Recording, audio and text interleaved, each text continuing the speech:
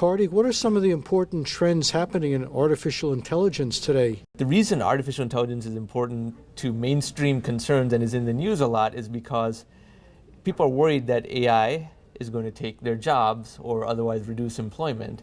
And while that does happen in certain fields, there are many reasons why someone shouldn't necessarily be worried about that so much, because every job that's removed effectively leads to the employer saving that money. So what the employee who is being replaced by AI should consider doing is just compete with their employer, compete with their boss.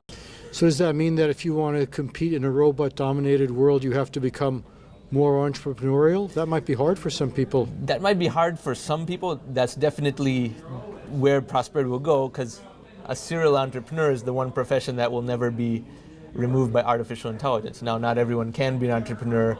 Not everyone is at a stage in life where that can be entertained on short notice, but the thing about artificial intelligence is that when it removes a job, it is removing that cost from a business model. Therefore, you can readapt a business model knowing that this cost no longer required payroll and can accrue to profit, and you can hire someone else where a human is still needed. Artificial intelligence doesn't match human intelligence very, very closely.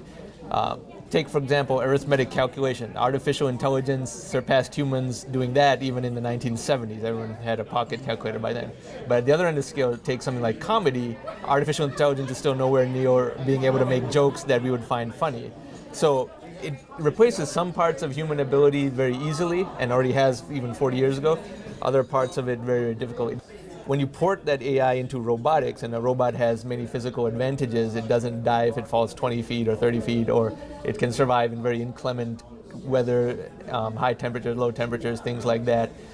If it loses a limb, you can just attach another one.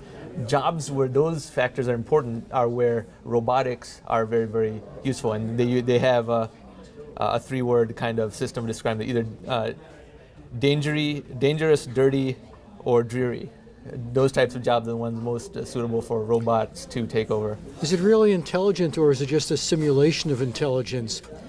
That's a question that a lot of people debate. It does not have consciousness yet, but certain types of artificial intelligence, most notably what is called deep learning, where it keeps improving upon itself in patterns that are not predicted, matches more and more aspects of human intelligence. And in some cases, it bypasses human intelligence, because if human intelligence is measured on this scale, artificial intelligence could be this scale. Do you think there's a risk that we'll become too dependent on artificial intelligence and allow our machines to make decisions for us that maybe we should be making ourselves? That ship may have already sailed, because we might be further down that path already.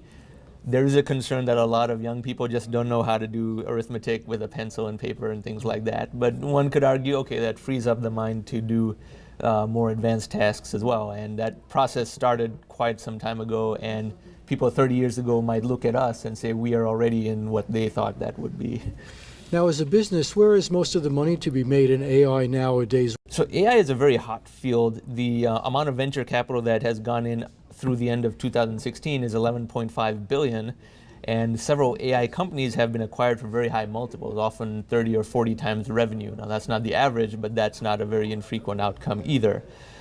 Within AI, what is hot, so to speak, changes around very quickly. Right now, artificial intelligence for medical diagnostics is the hottest field within AI right now, because that was the one most conducive to using deep learning. And by medical diagnostics, there are many, many instances where a number of human doctors cannot figure out what's wrong with a particular patient, but the AI figures it out right away. That was a news story of IBM Watson diagnosing a woman that doctors couldn't diagnose, just because the AI can draw from thousands of cases drawn across a wide geographical region, many countries. No human doctor could process that much information, have that much experience, because even if just a fraction of 1% of people have a rare condition, that's still many thousands of people. A human doctor may have only encountered one such person in their entire career, but the AI can aggregate the thousands that are there, and therefore it's a superior form of diagnosis.